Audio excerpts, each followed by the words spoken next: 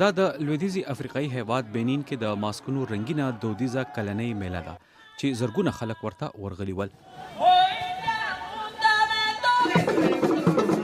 د دې میلې مقصد د نیکونو ارواګانو کلتوري میراث او ملي هویت ته درناوی ورکول وو.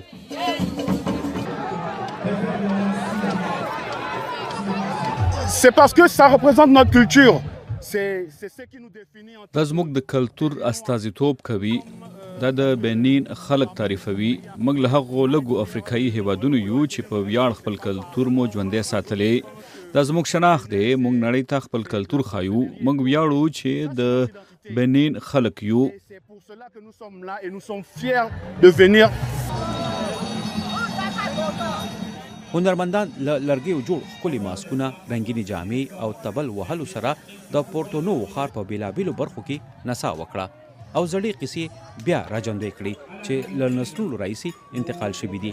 دا میله په ځانګړي ډول د یوروبا، سومبا او بیتا ماریبي قومونو لپاره مهم دی. هلته ماسک لرونکي نڅا کوونکي روحاني ارزښت لري. ویل کېږي چې دا سیري د نیکونو استازیتوب کوي